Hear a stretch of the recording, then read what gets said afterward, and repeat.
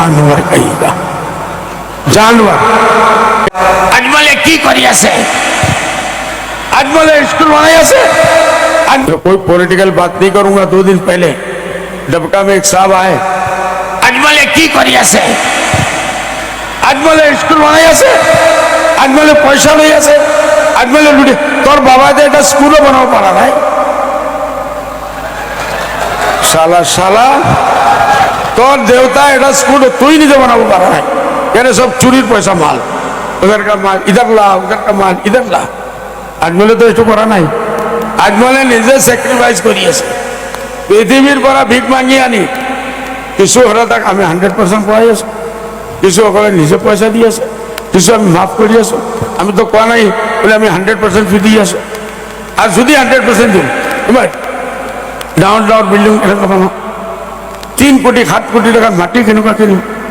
বলে আমাক পয়সা দিব তার দেবতা এই দিব এইটো जानवर कहेगा जानवर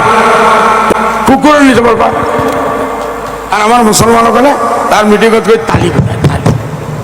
अजमल सब एक करा नहीं ताली अजमल सब लुटिया खाई আছে तालियां अजमल सब मानव पैसा लुटी खाई আছে तालियां কোনে করে আমার মুসলমান মানুষ ভাই মানে বদৰুদ্দিন আজমল ডাঙৰীয়াই মানে মোৰ ওপৰত যেটো আক্ৰমণ কৰিছে মোক কেতিয়াবা তেখেতে কুকুৰ বুলি কৈছে তেখেতে মোক কেতিয়াবা জানুৱাৰ বুলি কৈছে তেখেতে মোৰ ওপৰত খং কৰিছে মই বুজি উঠিছো যে তেখেতৰ সন্মুখত যদি মই থিয় হওঁ তেতিয়া হলে সাকে তেখেতে মোক মাৰিব কিন্তু প্ৰথম কথা যে এজন ধৰ্মগুৰু ইমান খং উঠাটো ভাল নহয় কিন্তু আমি বুজি উঠিছো যে এজন ধৰ্মগুৰুৱে যেতিয়া ৰাজনৈতিক গুৰু হ'বলৈ যায় আৰু যেতিয়া তেওঁ ধৰ্মক ব্যৱহাৰ কৰি ৰাজনীতি কৰে আৰু যেতিয়া সেই ধৰ্ম আৰু ৰাজনীতিৰ এই যেটো কথা মিতিৰালি ধৰ্মৰ জৰিয়তে মানুহক ঐক্যবদ্ধ কৰি এটা ধৰ্মৰ মানুহক ঐক্যবদ্ধ কৰি আন এটা ধৰ্মৰ মানুহৰ বিৰুদ্ধে যেতিয়া উচতায় আৰু আনটো ধৰ্মৰ মানুহেও যেতিয়া আন এটা বিপৰীত ৰাজনৈতিক দল কৰি দুইটাৰ মাজত সংঘাত সৃষ্টি কৰে অৰ্থাৎ হিন্দু সাম্প্ৰদায়িকতা আৰু মুছলমান সাম্প্ৰদায়িকতা সেই দুইটা সাম্প্ৰদায়িকতাৰ জৰিয়তে আপোনালোকে সকলোৱে দেখিছে যে বিজেপিয়ে হিন্দু সাম্প্ৰদায়িকতা কষ্ট হিচাপে ব্যৱহাৰ কৰিছে আৰু এআইডিএফে মুছলমান সাম্প্ৰদায়িকতা কষ্ট হিচাপে ব্যৱহাৰ কৰিছে আৰু এই দুইটাক নাইকিয়া কৰিবৰ কাৰণে আমি ইমান খাটিছো আৰু মুছলমান সম্প্ৰদায়ৰ ৰাইজে আমাক ইমান সমৰ্থন কৰিছে যে এই মুহূৰ্তত বদৰুদ্দিন আজমল ডাঙৰীয়াৰ মানে আপোনাৰ মানে নাও ডুবু ডুবু হৈছে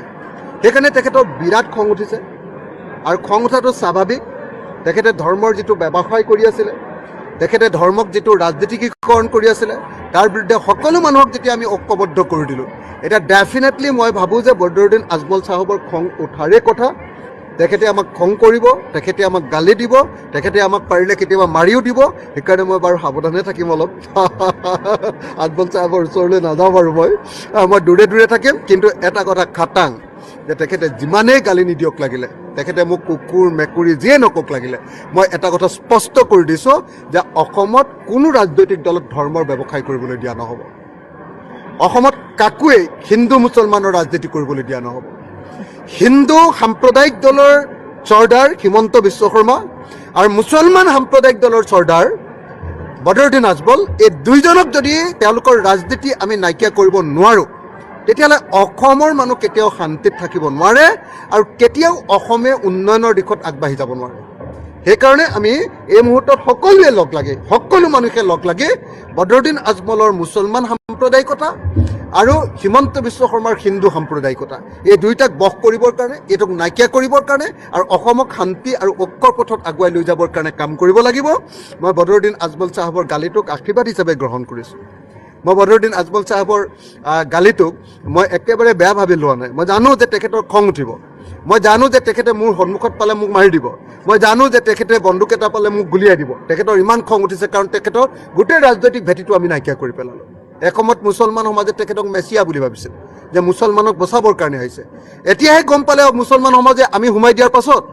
যে তেখেত মুছলমানৰ মেছিয়া নহয় তো তেখেত মুছলমানৰ আচলতে শত্ৰু যে হিন্দু সাম্প্ৰদায়িকতাক একেলগতে লৈ বিজেপিৰ লগত একেলগতে তেওঁ তালমিল খেলি তেওঁ যেতিয়াই